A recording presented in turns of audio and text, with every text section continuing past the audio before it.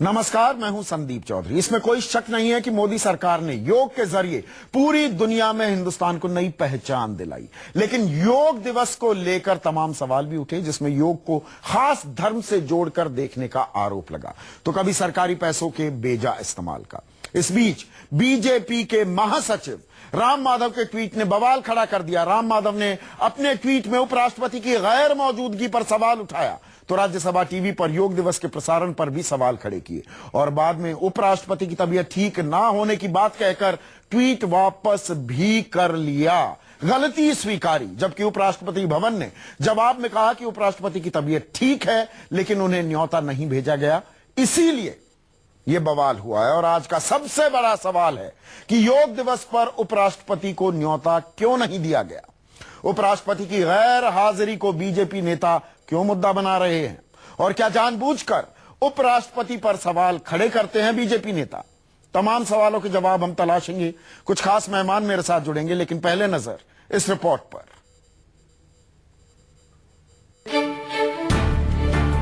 21 जून को पूरी दुनिया भर में पहली बार अंतर्राष्ट्रीय योग दिवस मनाया गया। न्यूयॉर्क से लेकर पेरिस तक, चीन से लेकर ताइवान तक पूरी दुनिया भर में भारत का डंका बजा।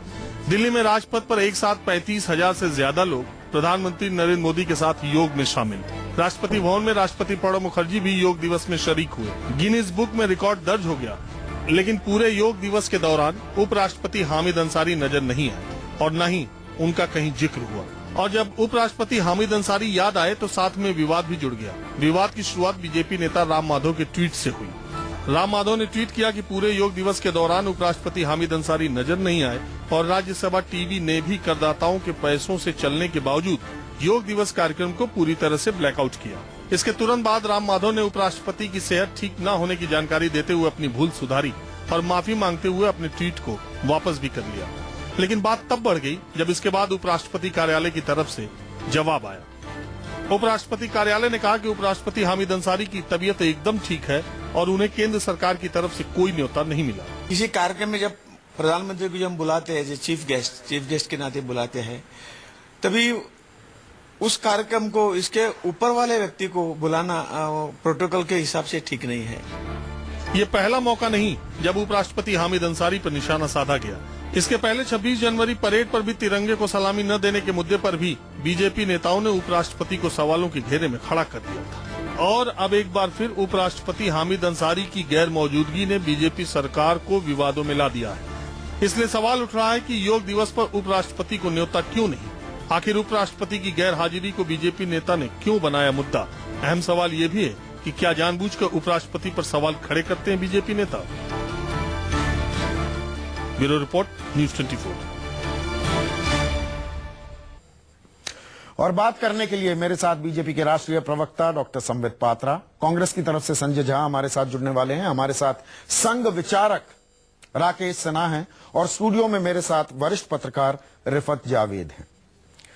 संबित, शनिवार को आप और मैं एक दूसरे से मुखातिब थे और हमने कार्यक्रम जब समाप्त किया था तो समाप्त इस उम्मीद के साथ कि 21 जून को अंतर्राष्ट्रीय योग दिवस पर किसी तरह की राजनीति नहीं होगी। यह भारत का गौरव है, भारत का अध्यात्म है। इसे जात पात धर्म इन निगाहों से नहीं देखा जाएगा। आसनों को लेकर टीका टिप्पणी नहीं की जाएगी, राजनीति नहीं होगी। फिर राजनीति क्यों हो गई? कमाल हुआ कल राजपथ पर, लेकिन उसके बाद मेरे मुंह में, कम से कम मैं आपके मुंह का तो नहीं बता सकता, थोड़ा सा स्वाद का सैला है। आपके मुंह में भी है? नहीं, देखिए, इतना बड़ा काम हुआ जो आप कह रहे हैं कमाल हुआ राजपथ पे ही क्यों, पूरे विश्व में कमाल हुआ। मैं तो देख रहा था हैरत से कि बांकी मून भी जो हैं वो भी आसन करते हुए, योगा करते हुए नजर आए। तमाम देशों में जो दृश्य देखने को मिला वो न केवल विहंगम था, वो अपने आप में एक इतिहास रच रहा था। ऐसे में जो एक ट्वीट का कंट्रोवर्सी आया है, आप देखिए, राष्ट्रपति उपराष्ट्रपति को पूरा देश नतमस्तक करके सलाम करता है। वो किसी भी धर्म के हो सकते हैं, वो किसी मजहब के हो सकते हैं, कभी भी उनके मजहब और धर्म को लेकर इस देश में विवाद नहीं हुआ है, ना प्रश्न हुआ है। और भारतीय जनता पार्टी तो कलाम साहब को जिस प्रकार से हमने उनको अपना आइडियल माना है, ये कहना कि केवल एक धर्म से जोड़कर ट्वीट किया गया, मैं कहूंगा जो ट्वीट में लिखा नहीं था वो हमने पढ़ने की कोशिश मैं पढ़ देता हूं और जिसने ट्वीट को। व्यक्तिगत रूप से ट्वीट किया मैं ट्वीट उन्होंने पढ़ भी देता ट्वीट को मिटा दिया। उन्होंने भी ट्वीट नहीं, को कोई एहसान थोड़ा किया। कर लो 10 सेकंड किसी पे एहसान किया? जिन्होंने नहीं, एहसान की बात नहीं है। अगर किसी को ठेस पहुंचा होगा, विषय का अभाव था कि वो क्यों नहीं आए, जब उनको पता चला कि किस कारण से नहीं आए तो उन्होंने ट्वीट को डिलीट कर दिया। इसमें राजनीति करने का कोई भी विषय चलिए, मुझे मैं दोनों लगता बात है सुन ली नहीं आपकी, अब मेरी 2 बातें सुन लीजिए संबित।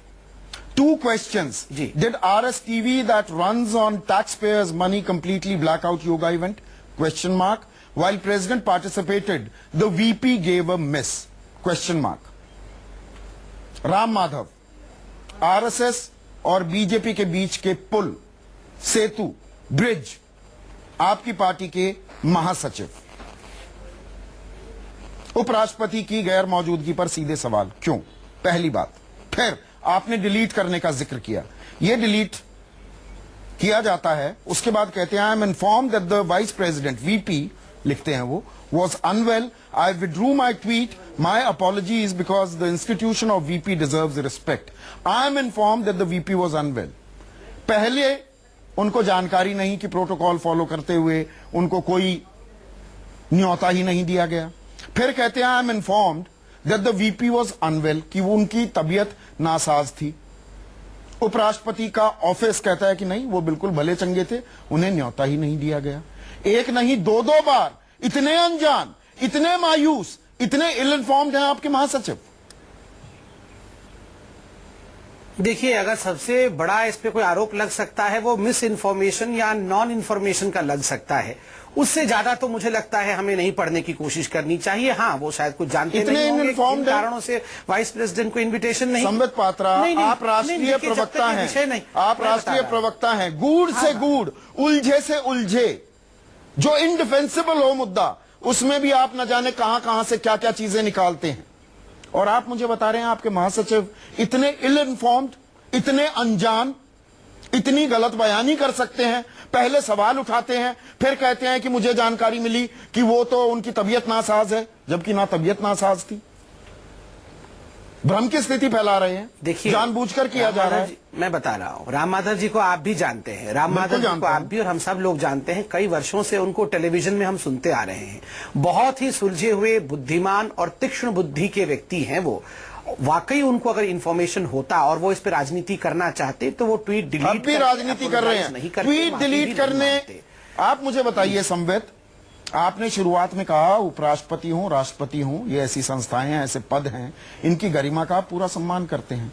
वो कह रहे हैं माय अपॉलॉजीज, वो गलती मान रहे हैं, वो माफी नहीं मांग रहे। सीधे सीधे उपराष्ट्रपति को एक नोट लिख दें कि जी मुझसे गलती हो गई, मैंने गलत बयान की। देखिए, ऐसा करने में क्या दिक्कत आ रही है? It was a information disseminated in the Twitter, जिसका प्रश्नोत्तर हमेशा ट्विटर में ही चला।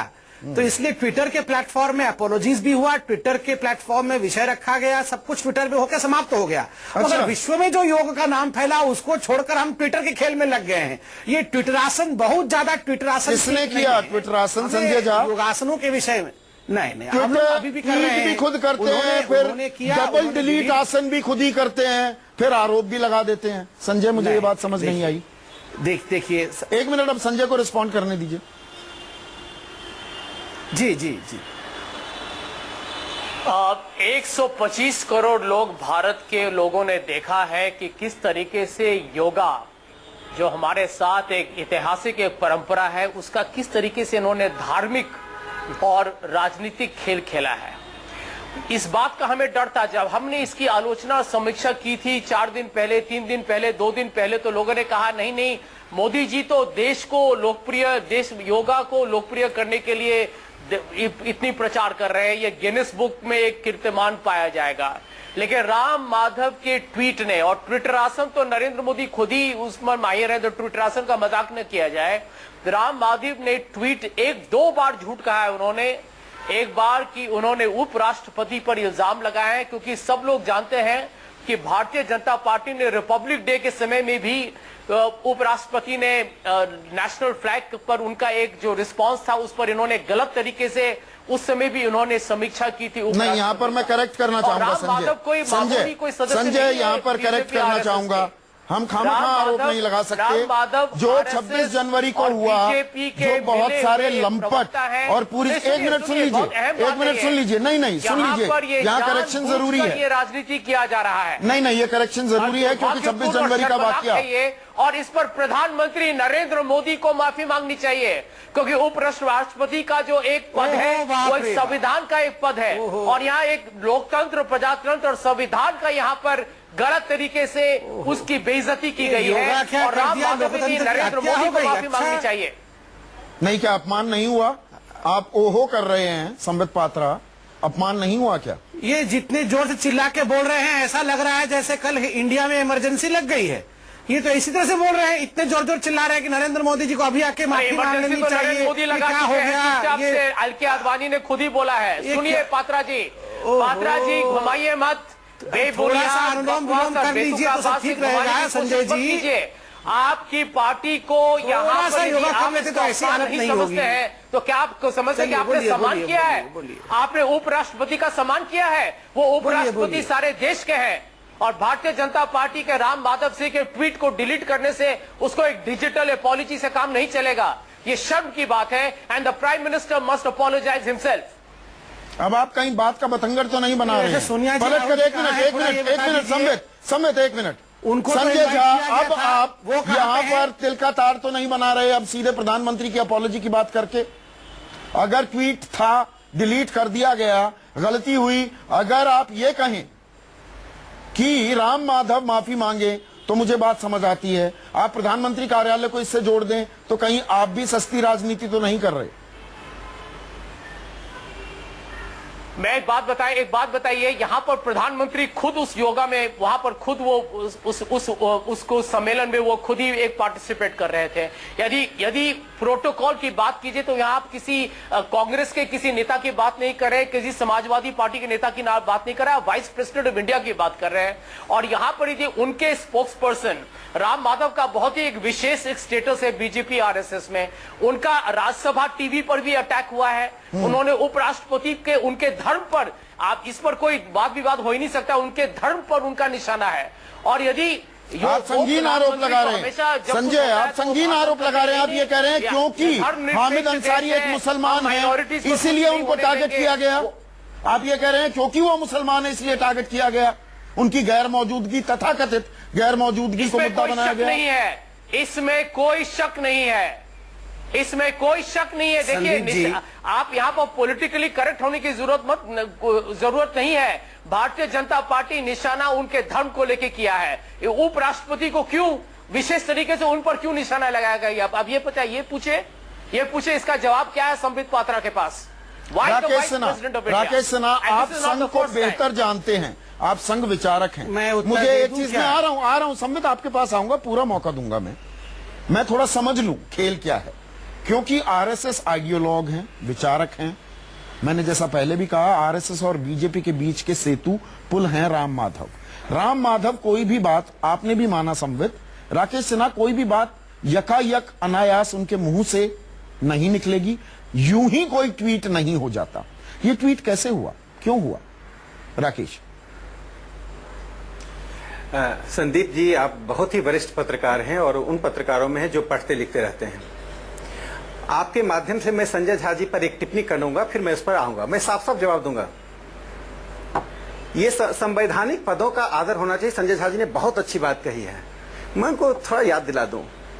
ज्ञानी जैल सिंह जी भारत के राष्ट्रपति थे, फखरुद्दीन अली अहमद भारत के राष्ट्रपति थे, और डॉक्टर राजेंद्र प्रसाद भारत के राष्ट्रपति थे। तीन ही नाम वर्तमान की बात कीजिए, या पुराना आपका जो रणनीति है वो नहीं चलेगा। सुन लीजिए संजय, 10 साल पहले क्या हुआ, 50 साल पहले क्या हुआ, सुन लीजिए। आप में वो वैसे भी आप इतिहास को तो आप डिस्टॉर्ट ही करते हैं। संजय जी नहीं, सुनिए, पहले पूरी बात सुन लीजिए। नहीं किया है ना, इस बात पूरी हुए बिना सफल न होने दीजिए तो ज्यादा उचित होगा। नहीं, पहले पूरी बात समझ लेते हैं। मैं सबको पूरा मौका दूंगा और चाहूंगा क्रॉस टॉक कम करें। कुछ चैनलों पे संजय जी, मजा आता होगा लोगों को क्रॉस टॉक में। देखिए- हम यहाँ चाहते हैं कम से कम एक अंजाम तक पहुंचे, समझे क्या हुआ, क्यों हुआ, किस लिए हुआ। राकेश। संदीप जी, मैंने इसलिए आपके माध्यम से कहा, मैंने संजय जी के माध्यम से नहीं कहा। और मैं इसलिए आपको कहा कि आप उन लोगों में हैं जो इतिहास की अच्छी जानकारी रखते हैं, आप स्वयं इतिहास के छात्र हैं। इन 3 राष्ट्रपतियों के साथ जो हुआ उसके कारण संवैधानिक पदों का मूल्यांकन करने के लिए कांग्रेस भारत के आधुनिक इतिहास में एक अपराधी की तरह खड़ा है। और उस अपराध के उन्हीं की लिए राह पर कांग्रेस को चल पूरे पड़ेगी। देश से 100 बार माफी मांगने से भी पाप नहीं धुलेगा। मैं अब आता हूं राम माधव जी के ट्वीट पर। मैं साफ साफ जवाब देता हूं। देखिए, राम माधव जी ने एक ट्वीट किया, मुझे लगता है वो ट्वीट नहीं होता तो बहुत अच्छा होता। हाँ। इतने बड़े योग गलती की ना। जिसको अंतर्राष्ट्रीय रूप से मान्यता मिली। हाँ, मेरी बात सुन लीजिए, मैं पूरा मुंह कर में दूं, स्वाद फिर का अगली सैला बात कर दिया, खामखा का एक अलग विवाद होता है। पैदा कर दिया। नहीं, मैं जो बात कर रहा हूं, हाँ। पूरे विश्व में योग को पहली बार स्वीकृति मिली। इंदिरा जी ने योग को अपने कमरे तक धीरेन्द्र ब्रह्मचारी जो उनकी रासपुटिन थी उस वहां तक सीमित रखा। और नरेंद्र मोदी ने इस योग को संयुक्त राष्ट्र संघ में पहुंचाया। संयुक्त राष्ट्र संघ ने मान्यता दी। ये योग भारत सरकार नहीं कर रही तो थी। योग को जोड़ने ये के योग बजाय संयुक्त तोड़ने का राष्ट्र माध्यम संघ क्यों के बना रहे हैं ऐलान राम पर माधव? हिंदुस्तान में हो रहा था। जोड़ने के बजाय तोड़ने का काम क्यों कर रहे हैं? राष्ट्रपति आ जाते, जो आपकी मोमेंट ऑफ क्राउनिंग ग्लोरी होनी चाहिए थी, उसमें पेच क्यों अटका दिया राम माधव ने? और पेच अटकाया ना राकेश सिन्हा, आप ये तो मानेंगे राम ना। माधव जी ने ट्वीट, देखिए उन्होंने ट्वीट किया, ट्वीट डिलीट किया, माफी मांग ली। माफी ये नहीं उनकी मांगी, गलती थी, इसने नहीं माफी उन्होंने मांगी, साफ बताया कि नहीं माफी मांगी। अरे उन्होंने माफ कीजिएगा, डिलीट करके आप हिंदी में तर्जुमा मत कीजिए। नहीं, यहाँ पर और बहुत सारे चैनल ये झूठ गलती बोल कर रहे रहे हैं, किसी ने हैं कि माफी नहीं दूसरे मांगी ट्वीट है में, मैं दोबारा से राकेश सिन्हा, एक मिनट झूठ बोल संजय रहे हैं झा, राकेश एक सिन्हा मिनट संजय झा।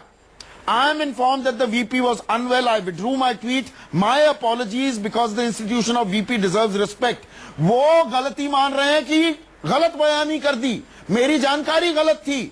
वो उपराष्ट्रपति से माफी नहीं मांग रहे राकेश सिन्हा, इतनी अंग्रेजी मुझे आती है। मैं संदीप जी मैं पूरा कर लूं। देखिए, उन्होंने जो अपॉलॉजी कही है उसको साफ उसका सेंस है कि उन्होंने जो नहीं, इसमें भी सिमेंटिक्स में उसका सेंस है कि उन्होंने जो नहीं, इसमें भी सिमेंटिक्स में, इसमें सिमेंटिक्स। अरे कोई माफी मांगने से कोई छोटा होता है राकेश जी? कोई छोटा होता है? बाल का खाल खींचने, संदीप जी बाल का खाल मत खींचिए, संदीप जी बाल का खाल मत खींचिए। मैं एक बात यहाँ कहना चाहता हूँ कि जब बीजेपी के प्रवक्ता ने पार्टी को उससे डिस्टेंस कर लिया, संघ परिवार को उनका मत है, उनको एक जनरल सेक्रेटरी के रूप में व्यक्तिगत रूप से ट्वीट किया था। ट्वीट जनरली व्यक्तिगत ही होता है। ये व्यक्तिगत क्या होता है? आप सार्वजनिक पद पर हैं, ये व्यक्तिगत वगैरह बातें नहीं मैं मानता हूँ।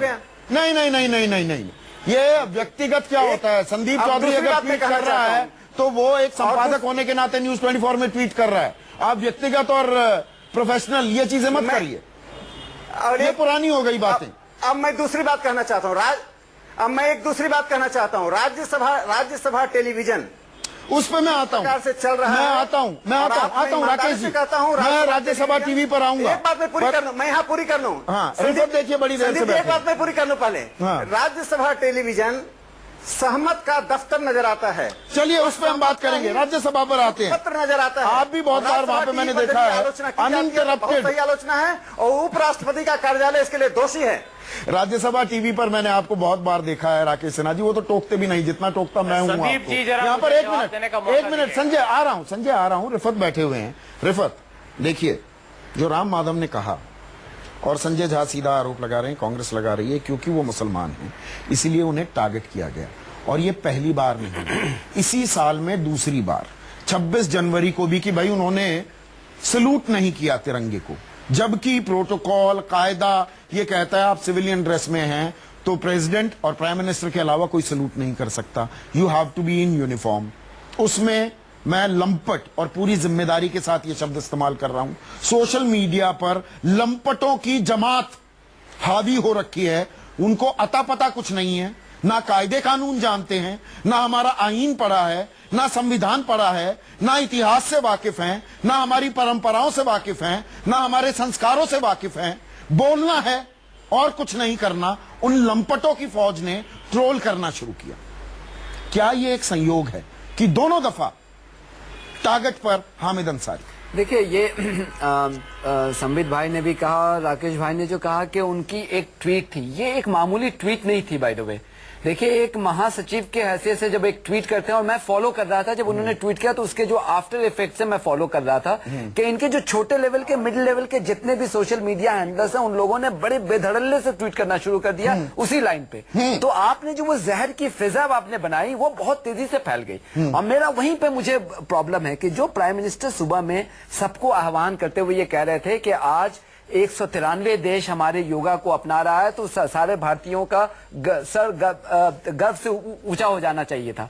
तो फिर ये ऐसा क्या हुआ और कौन सी आफत आ पड़ी थी कि हमें ये पूछने की जरूरत पड़ी कि वो क्यों नहीं आए? क्योंकि उससे हुआ क्या कि जहां प्रधानमंत्री हमारा सर गौरवान्वित करना चाहते थे, वहीं पे आपके माधव लगता है कि प्राणायाम या अनुलोम विलोम नहीं कर रहे थे। नहीं, उनकी वजह से प्राणायाम या अनुलोम विलोम नहीं कर रहे थे, वो गिनती गिन रहे थे कौन कौन नहीं आया।